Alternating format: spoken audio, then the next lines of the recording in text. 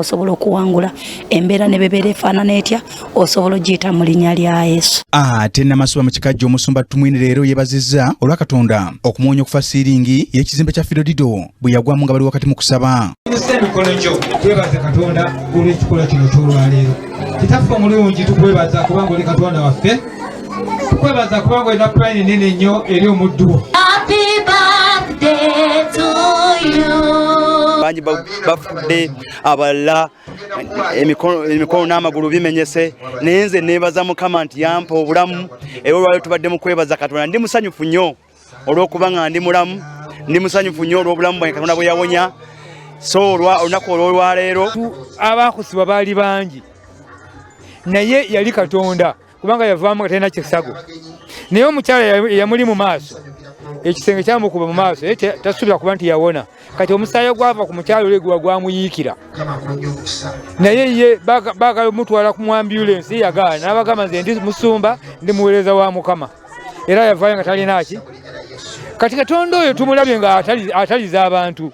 Fena ffe aboogera abajjulira Katonda Katonda twamulaba nga ataliza. Katonda asobola okutaliza kubanga bakulinako ki. Mama w'omusumba ono alojjezza engeri gye bamuweega siiringi okugwamu ku TV. Akazindaalo nga ndaba ayogera agamba bane neebaza ntya Katonda neebaza Mukama kubanga bananga ntaasizza neebaza ntya Mukama ninga bannanga badde mwana wange ninga amulaba Katonda kirekire ayogera nange ndowooza oba oluusi omubi yandinzibye nawulira essanyu era essanyu lye lindeese eno olwaleero neebaze Katonda ye olw'omwana wange bane mwana wange mubereberye ate era nga mwagala nnyo kubanga namala ebiseera bingi nga sizaala mu bufumbo namalamu emyaka 4 kyokka nga alina mujja nga ndangira obugumba angamba omwana ndi mujja mu Kanasu nentambula mu basawo Abaganda ne bazirya nga bwe kisoboka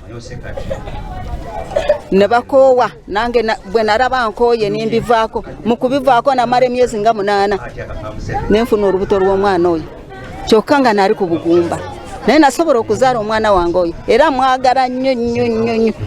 Buli akagwa mpulira bubi buli kempulirako mpulira bubi era mba nina kugwa ku maviivi nensaba mpaka akolwe kavaawo. Eggwe Sakiddwa Kitenda Tone ku Lake TV amalindirire. Abantu bakubiriziddwa